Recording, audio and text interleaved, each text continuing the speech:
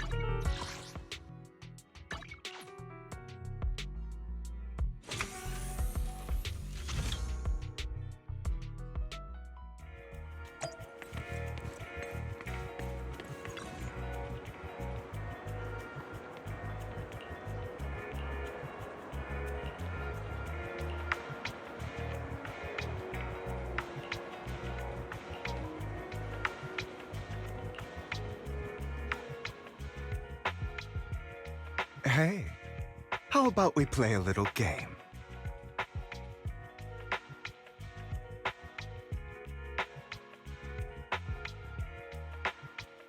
Take a guess. In which of my hands is the coin hidden? I've got a feeling it's not in either hand.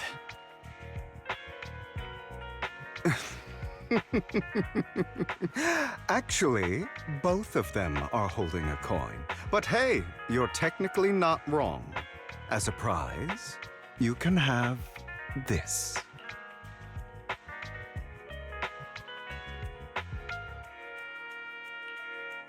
I remember Vivian saying that you seemed to be troubled over your electric bills, so here's a little present. Then I'll accept this generous gift. Though, were you trying to distract me from something with that coin-guessing game? And here I thought I was successful. All right, looks like I can't hide it from you. I've been taking some medication recently due to some side effects. You probably already know a lot happened when I faked my death. To put it simply, I took something that could amplify my symptoms, so that I could collect more data on the substance that was used on me. Taking all these medications together causes side effects. My body weakens, my temperature drops, and I even develop sensitivity to light. But that last one might be because I've stayed too long in a dark environment, and my body can't adapt to the light.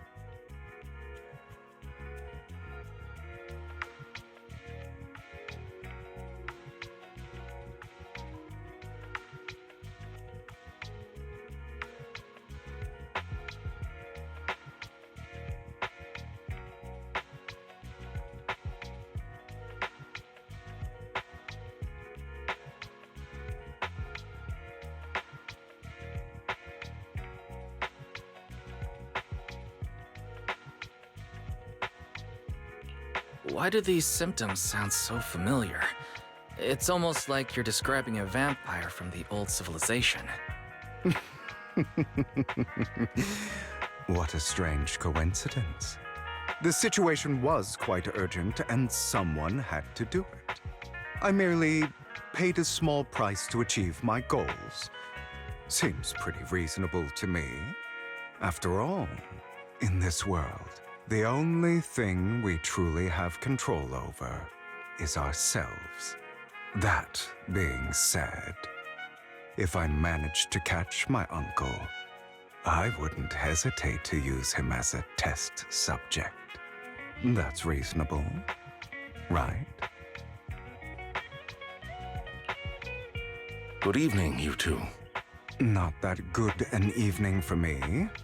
I didn't expect to bump into you here. Master Proxy, what brings you here? I was just recommending some vitamins for the manager.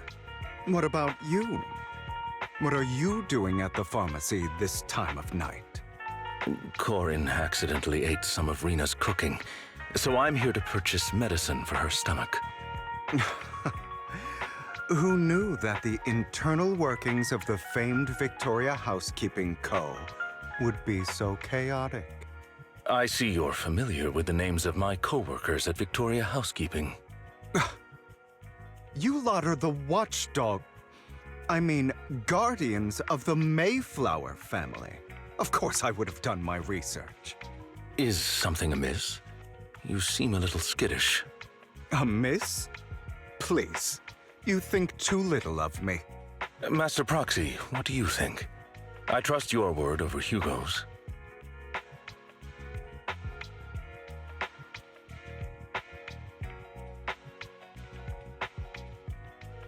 Master Proxy? How should I put it? He's actually hiding something from you. Yes, I thought as much. Manager, you should know this. I've got more than just a couple of secrets I'm keeping from him. If you're unwilling to divulge more, naturally I will not pry. It's getting late. I'll take my leave. I wish you both a pleasant evening. Manager, that was a little mean. I'm kidding. It's not that big of a deal to let him know. I just think telling him would be more trouble than it's worth. Anyway, I'm glad to have run into you here tonight. Till next time, good night.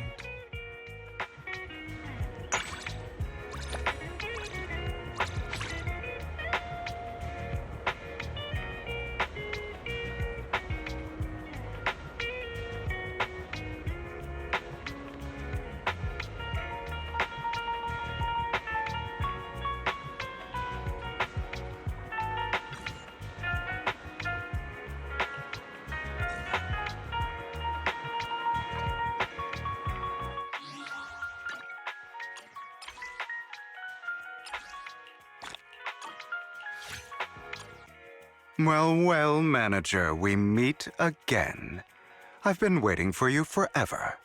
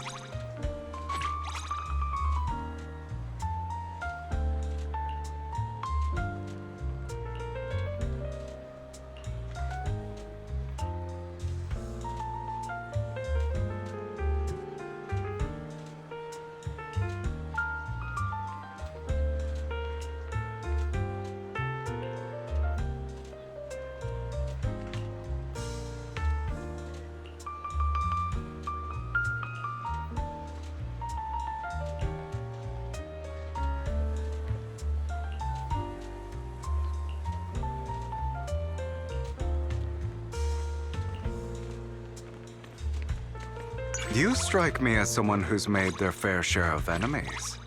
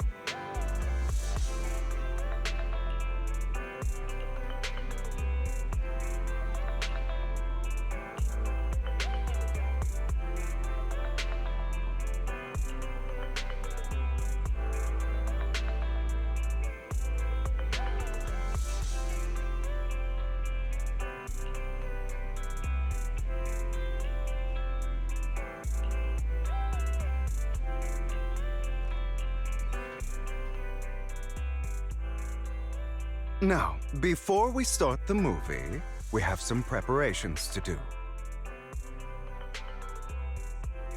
Just a little something I whipped up. I hope you like them.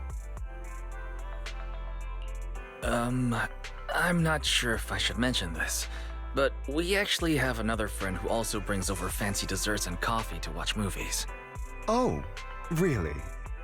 That's quite a coincidence.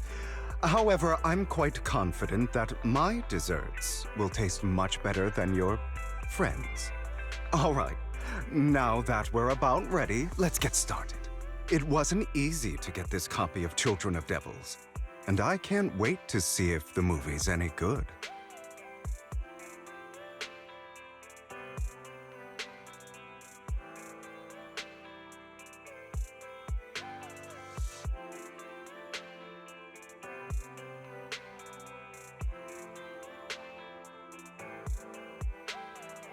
Manager, this is the key scene, you know.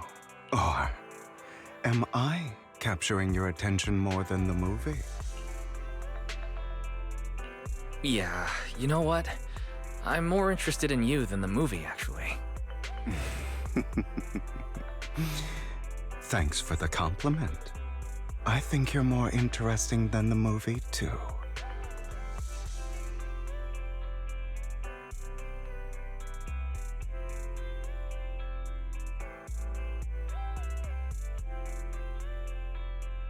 Looks like this movie isn't very popular for a reason, compared to the show.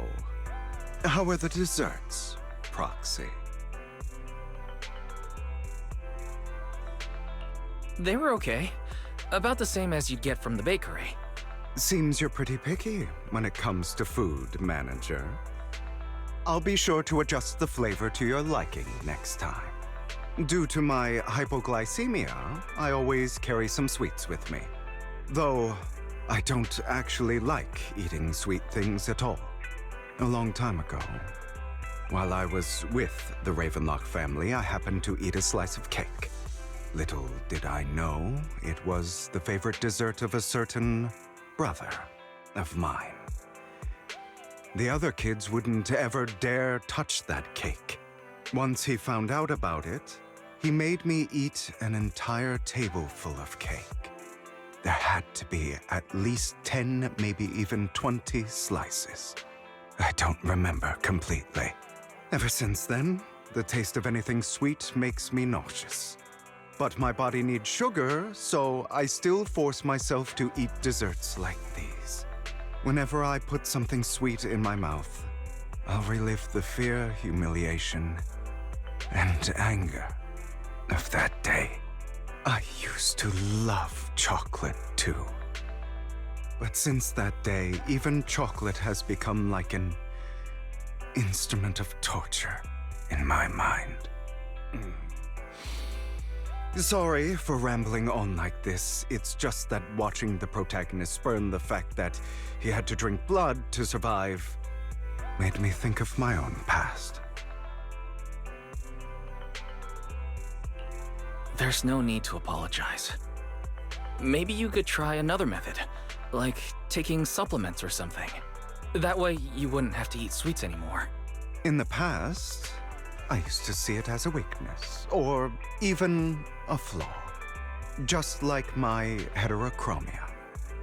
I couldn't accept the fact that I had such a flaw, so I forced myself to adapt to it. By repeating this hellish ritual, I've slowly overcome my suffering. So, please, be assured, I'm much better now. I've overcome the disgust deep within me and can now pull myself out of the hateful and painful emotions that had kept me trapped. Oh, right. I'm only telling you this, so keep it a secret, would you? As for Vivian and Lycon, they both don't know about this, though they probably could sense it. I've never openly admitted it to them. So, if possible, please keep this a secret.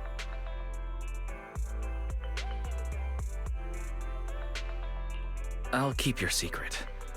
But why only tell me? Vivian would only worry if she knew. As for Lycon, you wouldn't want to expose your weaknesses in front of an old foe, would you? But more importantly, it's because you're special, of course. Now, back to the movie. The film's protagonists seem to make a decision different from mine. We both have to consume something which we detest, but he chose to find all sorts of alternatives for human blood to reject his identity as a vampire. Maybe the movie was hinting at the ending through his actions. He would eventually head towards his destruction, along with the person he hated the most, his father, which had turned him into a vampire. I completely empathize with his feelings of self-loathing.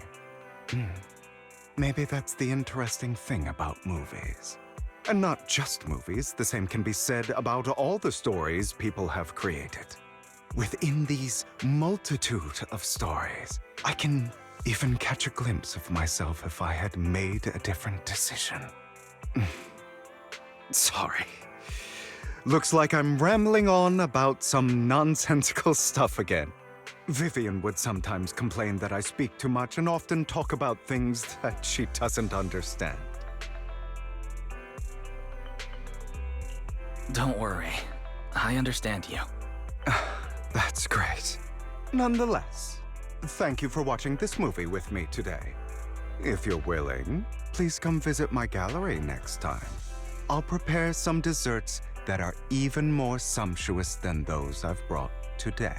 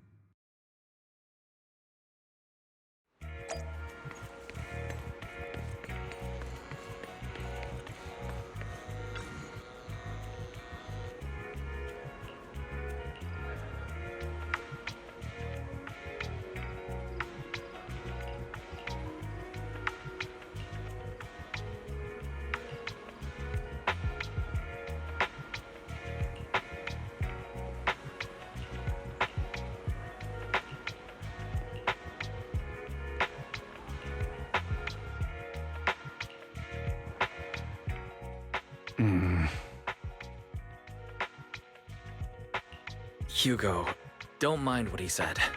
He could very well be a fraud, purposely spouting negative stuff so you'll pay him to change your fortune or something. I'm not bothered by things like this. Besides, he can't possibly be more accurate than Vivian's prophecies. Though, I appreciate your concern. Are you free now, manager? Want to come with me to a special place?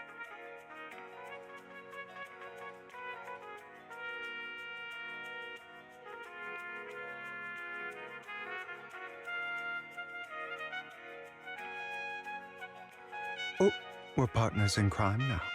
But don't worry, if we get caught, I won't sell you out. If that's the case, I won't sell you out either. I'm touched, though I was only joking. Relax, I'm a professional. The owner will have no idea we were ever here. The view's quite something, don't you think? Perfect for some quiet contemplation. Manager, have you ever experienced the feeling of revenge?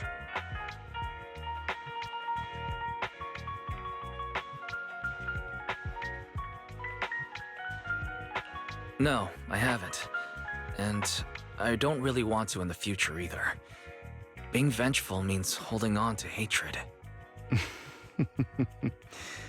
You're right.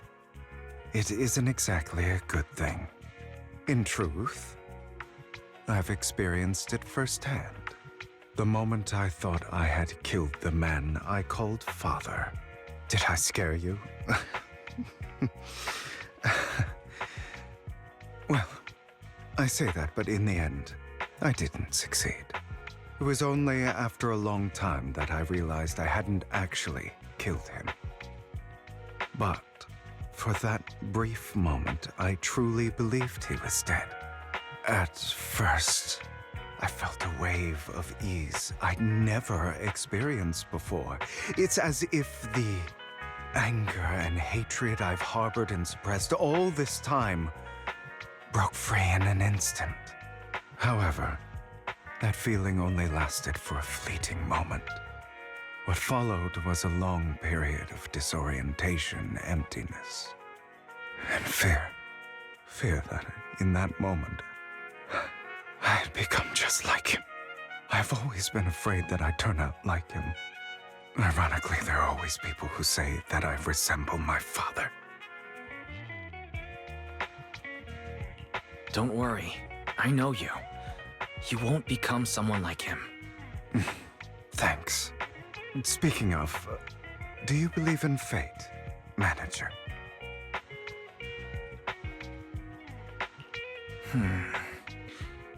I don't really believe in such things. Ever since Lycon and I went our separate ways, I've witnessed the stories of many people. Some became friends who walked alongside me. Some turned into enemies. And some were people Mockingbird tried to help. I've seen anxious people living in constant fear, penny pinchers who couldn't escape the cycle of poverty, no matter how hard they tried, and people who desired love, but ended up getting betrayed by those closest to them. Through these stories, I came to a realization. Maybe what we call fate isn't something grand or predetermined.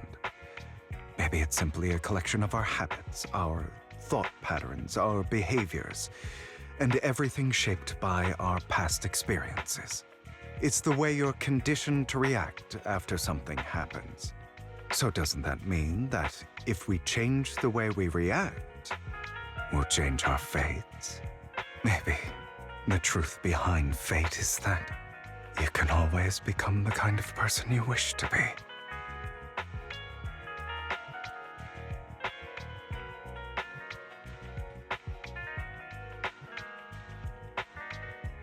Oops.